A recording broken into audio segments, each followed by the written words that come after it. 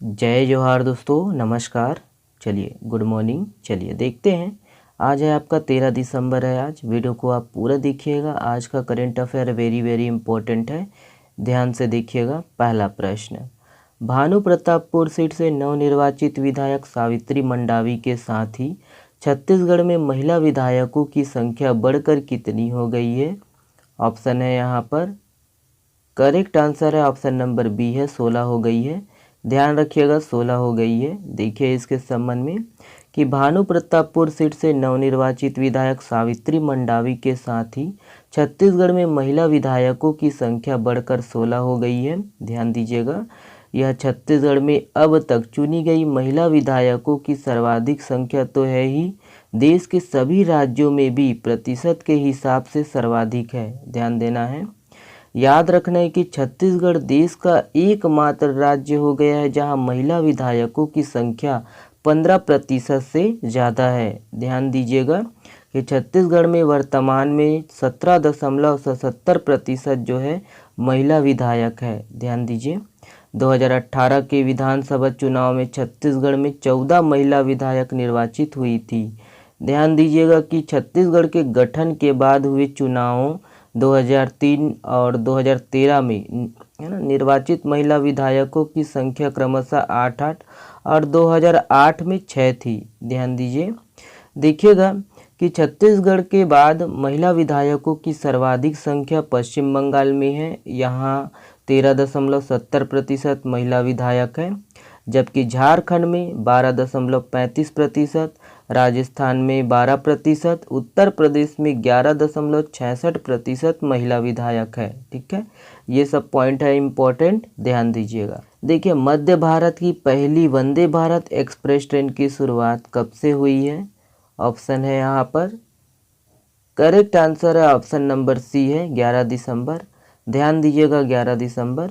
याद रखना है कि छत्तीसगढ़ में पहली बार वंदे भारत एक्सप्रेस ट्रेन पटरी पर दौड़ी और प्रधानमंत्री नरेंद्र मोदी के द्वारा 11 दिसंबर 2022 को नागपुर से हरी झंडी दिखाकर इस ट्रेन को बिलासपुर के लिए रवाना किया। ध्यान दीजिए कि यह भारतीय रेल द्वारा छठी वंदे भारत एक्सप्रेस ट्रेन है और छठी वंदे भारत एक्सप्रेस ट्रेन को नागपुर से बिलासपुर और फिर बिलासपुर से नागपुर के लिए दोनों ओर से चलाया जाएगा। ध्यान दीजिए, याद रखना है कि इस ट्रेन का जो है स्टॉपेज रायपुर, दुर्ग, राजनांदगांव और गोंदिया को दिया गया है। इस ट्रेन में 16 कोच है, जिसमें 14 चेयर कार और 2 जो है एग्जीक्यूटिव चेयर कार दिए गए हैं।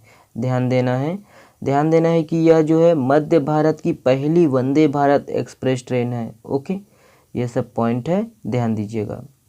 नवीन राष्ट्रीय शिक्षा नीति 2020 के अनुसार शिक्षण कार्यों के लिए शिक्षकों को अपडेट करने हेतु प्रशिक्षण देने में छत्तीसगढ़ देश में कौन सा स्थान है?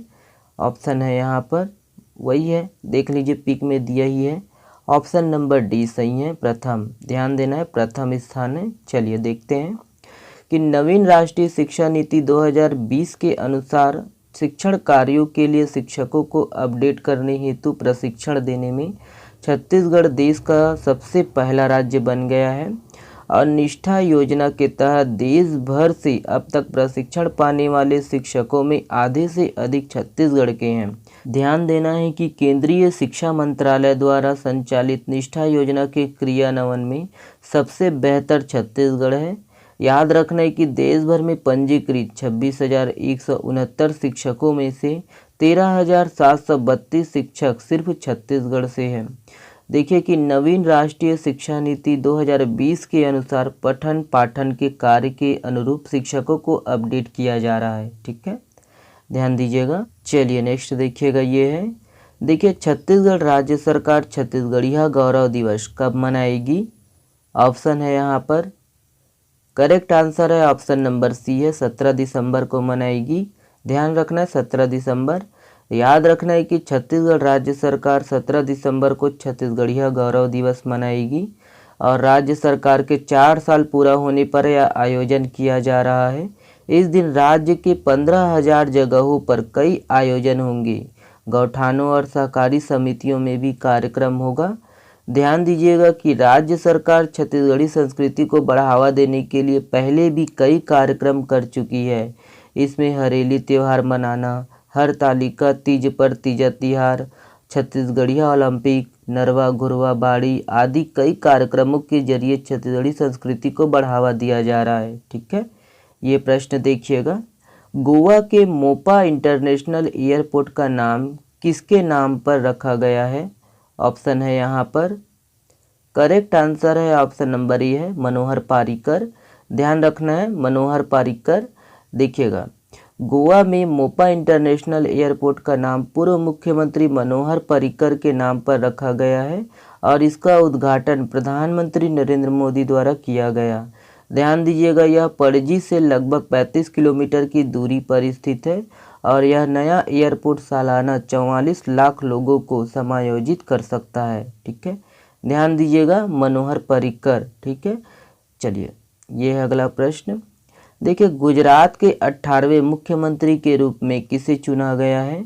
ऑप्शन है यहाँ पर, करेक्ट आंसर है ऑप्शन नंबर ए है भूपेंद्र पटेल। ध्यान रखना है भूपेंद्र पटेल। याद रखिएगा कि भारतीय जनता पार्टी भाजपा के नेता भूपेंद्र पटेल ने गांधीनगर में लगातार दूसरी बार गुजरात के मुख्यमंत्री के रूप में शपथ ली है। ध्यान दीजिए, और राज्यपाल आचार्य देवव्रत ने गांधीनगर में, है ना, इनको 18वें मुख्यमंत्री के रूप में शपथ दिलाई। ठीक है, देखिए, भारतीय ओलंपिक संघ की पहली महिला अध्यक्ष कौन बनी है? ऑप्शन है यहाँ पर, करेक्ट आंसर है ऑप्शन नंबर डी है पीटी ऊषा। ध्यान दीजिएगा पीटी ऊषा।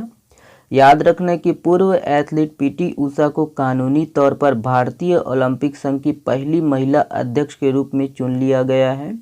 58 वर्षीय पीटी ऊषा 4 एशियाई खेलों की स्वर्ण पदक विजेता है और 1984 में ओलंपिक 400 मीटर बाधा दौड़ के फाइनल में चौथे स्थान पर रही थी। ओके, ध्यान दीजिएगा। देखिए, नरवा गरवा घुरवा बाड़ी योजना अंतर्गत वर्ष 2022-23 में अब तक कितनी बाड़ियाँ विकसित कर ली गई है? ऑप्शन है यहाँ पर, करेक्ट आंसर है ऑप्शन नंबर बी है 98,690। ध्यान दीजिएगा 98,690। याद रखना है कि नरवा गरवा घुरवा बाड़ी योजना अंतर्गत वर्ष 2022-23 में अब तक 98,690 बाड़ियाँ विकसित कर ली गई हैं। ध्यान दीजिएगा कि प्रदेश में निर्मित 8,408 गौठानों में 39,090 हितग्राहियों के साथ 4,429 सामुदायिक बाड़ियाँ संचालित है। तो इम्पोर्टेंट प्रश्न है ये, जितने भी डाटा है सबको ध्यान दीजिएगा। छत्तीसगढ़ शासन की महत्वाकांक्षी योजना नरवा गरवा घुरवा और बाड़ी और गोधन न्याय योजना आमजनों के लिए बेहद लाभकारी साबित हो रही है। ध्यान दीजिएगा कि छत्तीसगढ़ में गोधन न्याय योजना के तहत राज्य में हितग्राहियों को 376 करोड़ 50 लाख रुपए का भुगतान किया जा चुका है। ठीक है, जितने भी डाटा है ध्यान दीजिएगा। ओके, चलिए नेक्स्ट प्रश्न ये है, ये इम्पोर्टेंट प्रश्न है ये भी, है ना, तो काफ़ी चर्चा में है अभी। हाल ही में चर्चित लक्ष्मणधारा जलप्रपात छत्तीसगढ़ के किस जिले में स्थित है? ऑप्शन है यहाँ पर, देख लीजिएगा। करेक्ट आंसर है ऑप्शन नंबर बी है जीपीएम। ध्यान दीजिएगा, गौरेला पेंड्रा मरवाही। याद रखना है कि गौरेला पेंड्रा मरवाही जीपीएम में ताराखार जलप्रपात, दुर्गाधारा जलप्रपात, लक्ष्मणधारा जलप्रपात, झोझा जलप्रपात स्थित है। याद रखना है कि यहाँ राजमिरगढ़, है ना, समुलाई कुंड, शिव घाट, लखन घाट, गंगई नेचर कैंप और चुन्हादाई, परिवापत, आदि शक्ति मंदिर, बेनीदाई, घाघरा डैम, हवा पत्थर और ये मलनिया डैम, जोगी गुफा व देखिएगा बिल्लमगढ़ गुफा आदि जो है प्रमुख पर्यटन स्थल है। ठीक है, तो ये जितने भी पर्यटन स्थल है ध्यान दीजिएगा, इम्पोर्टेंट है। किस जिले में है? गौरेला पेंड्रा मरवाही। ओके, हाल ही में चर्चित राजाराव पठार छत्तीसगढ़ के किस जिले में स्थित है? इम्पोर्टेंट प्रश्न है। यहाँ पर ऑप्शन है, देख लीजिएगा। करेक्ट आंसर है ऑप्शन नंबर सी है बालोद। ध्यान दीजिएगा, बालोद जिला। देखिए, छत्तीसगढ़ में किसान धान कटाई के अंतिम चरण में कौन सी परंपरा निभाते हैं? यहाँ पर ऑप्शन है, आप देख लीजिएगा, अंतिम चरण में पूछा गया है।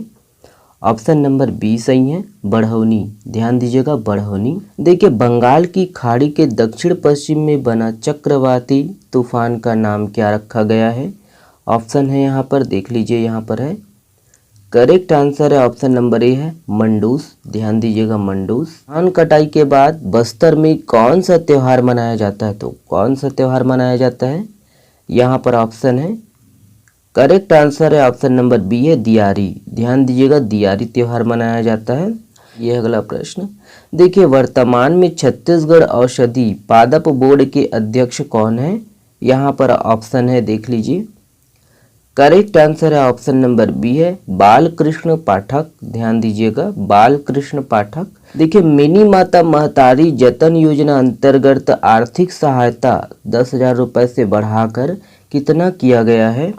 ऑप्शन है यहाँ पर, करेक्ट आंसर है ऑप्शन नंबर बी है, 20,000 रुपये। ध्यान दीजिएगा, 20,000 रुपये। ये वाला प्रश्न देखिए, निम्नलिखित में से किस राज्य को यूनिवर्सल हेल्थ डे के मौके पर केंद्रीय स्वास्थ्य एवं परिवार कल्याण मंत्रालय द्वारा सम्मानित किया गया? ऑप्शन है यहाँ पर, वही है अपना छत्तीसगढ़। ऑप्शन नंबर बी सही है। ध्यान दीजिएगा। देखिए, G20 चौथे स्थायी वित्त कार्य समूह की बैठक छत्तीसगढ़ में कब होगी? ऑप्शन है यहाँ पर, करेक्ट आंसर है ऑप्शन नंबर ए है, सितंबर 2023। ध्यान देना है, सितंबर 2023। ये वाला प्रश्न आप लोगों के लिए है। इस प्रश्न का जवाब आप लोग दीजिएगा कमेंट्स बॉक्स में। देखिएगा, रायपुर के शहीद वीर नारायण सिंह स्टेडियम में भारत और न्यूजीलैंड के बीच 3 वनडे मैच का दूसरा मैच कब खेला जाएगा? ऑप्शन को देखिएगा और इसका जवाब कमेंट्स में करिएगा। चलिए, इसका जो PDF है आप हमारे टेलीग्राम चैनल से डाउनलोड कर सकते हो फ्री में। इसके लिए कोई पैसा, कोई शुल्क नहीं लगेगा। और आप इंस्टाग्राम से भी जुड़ सकते हो, जुड़ना है तो, और फेसबुक से भी आप जुड़ सकते हो। दोस्तों, वीडियो अगर पसंद आए तो प्लीज़ वीडियो को लाइक करिएगा, चैनल को सब्सक्राइब जरूर कर लीजिएगा अगर आप नए हो तब, और वीडियो को अधिक से अधिक अपने दोस्तों तक शेयर करिएगा। चलिए, बहुत बहुत धन्यवाद।